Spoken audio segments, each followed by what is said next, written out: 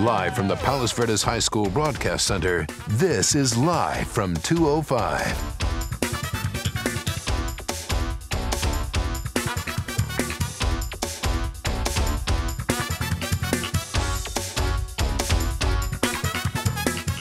Suns, stars, and skyscrapers. LA has lots to offer, including new beginnings. Today on 205, life in the City of Angels. In Los Angeles, history stands on every corner. Coming up, local landmarks a century old.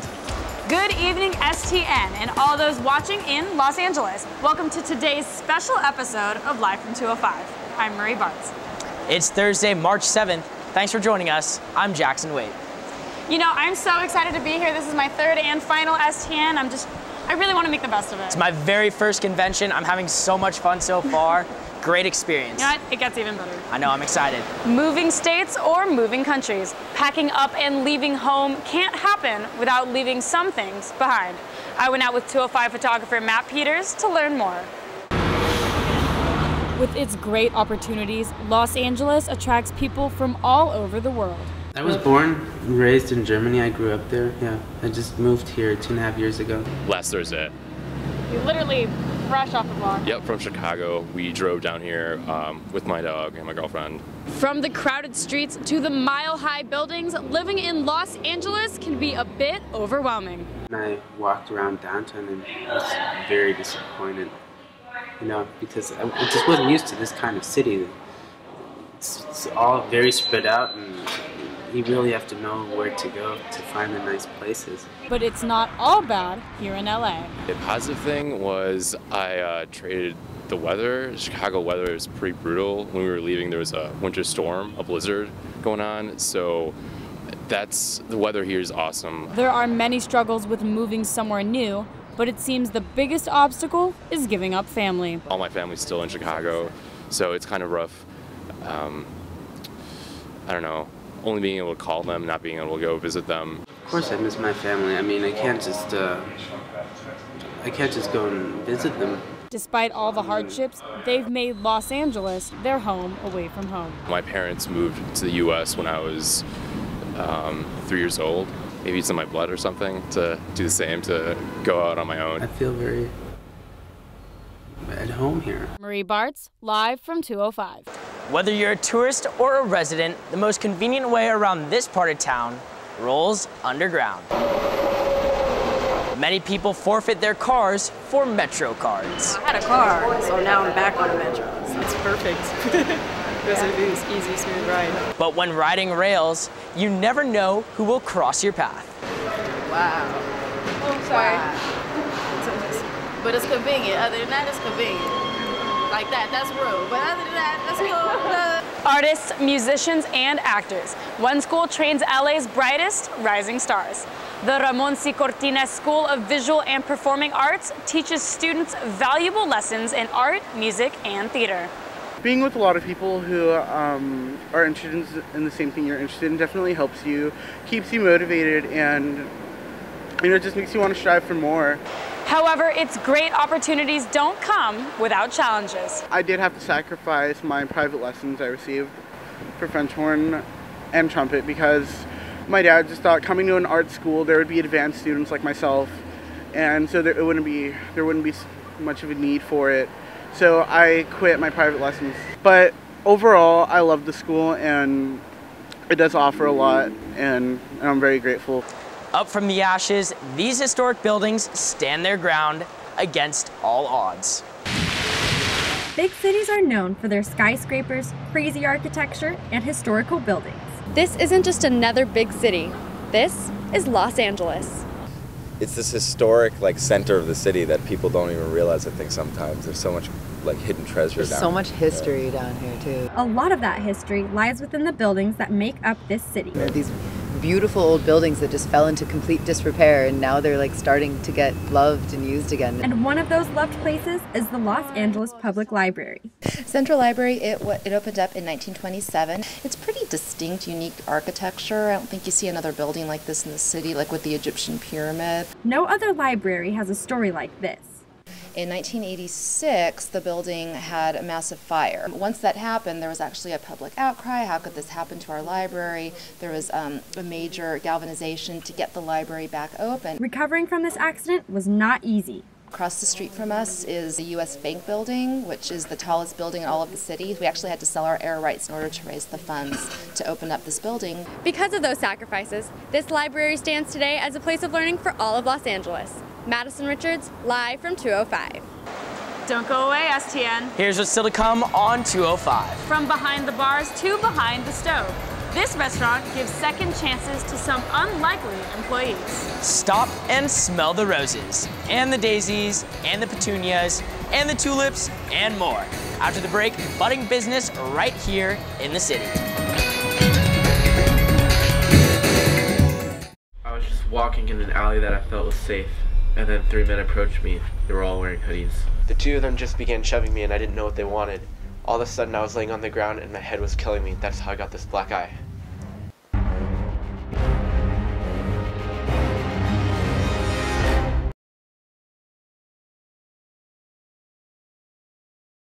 Hi, I'm Los Angeles Mayor Antonio Villaraigosa, and you're watching live from 205.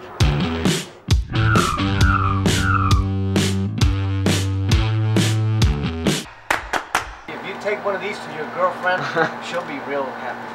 Once you're making good money, you just gotta keep working. Flowers can brighten anyone's day, but for this man, they come off a little bittersweet. Today, we're joined by 205 reporter Ryan Cosgrove, who spent some time in the most floral part of town. Thank you, Jackson. You know, Marie, a beautiful garden of flowers grows in a warehouse in the flower district. But have you ever wondered at what cost? I went out with photographer Chris Alessandra to get this blossom story. Los Angeles, a city that never seems to stop.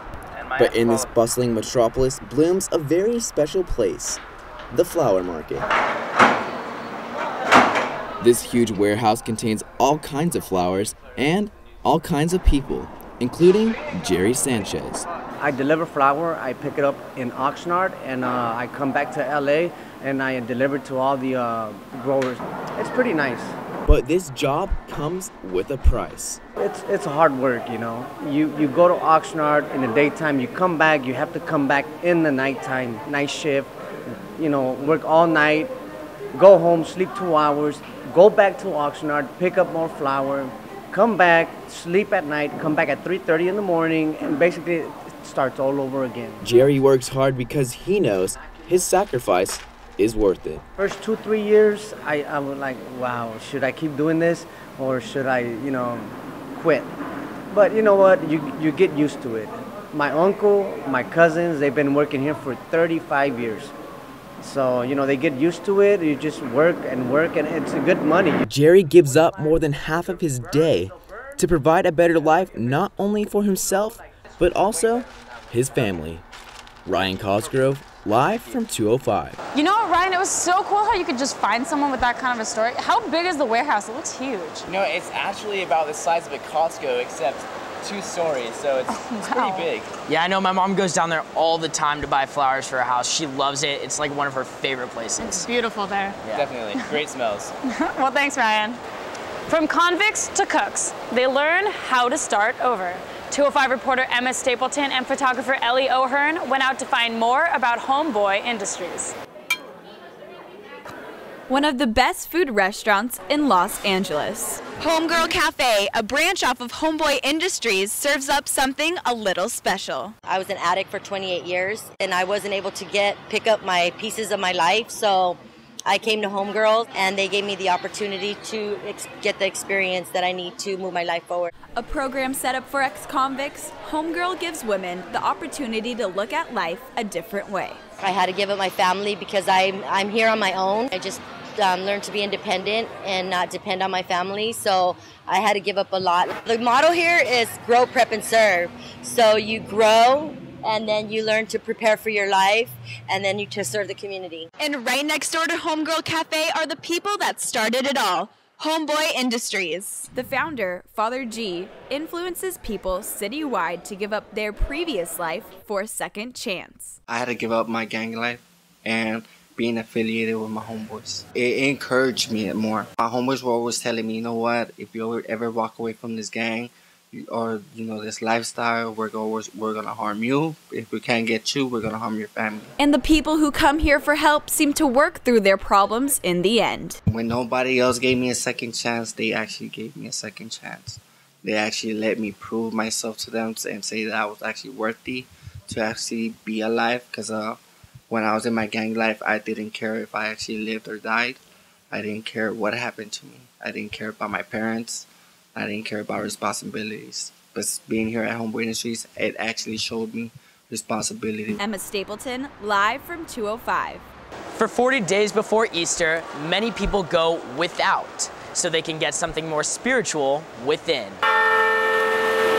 From cookies to cussing, Lent tackles some of our guiltiest pleasures and reminds us of the reason for the season. Christ died for everyone here, and so we, in response, kind of give up something of ourselves and kind of remember what he did for us. It's supposed to be a sacrifice. It's supposed to be something that's meaningful to you, something that's not easy to give up. It's just a small sacrifice on our part, of course, but it's kind of alluding to the greater idea of what happened. And before we leave you today, it looks like the London Bridge isn't the only one falling down. About a century ago, Los Angeles took on a project that would make the city iconic. 14 bridges were built above the LA River. But now the vintage bridge design is in need of a makeover.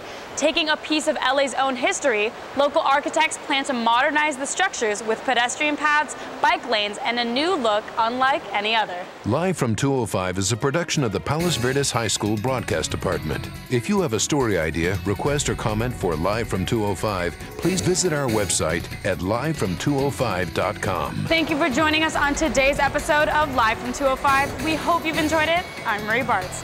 Have a great convention, STN. I'm Jackson Wade. We'll see you next year.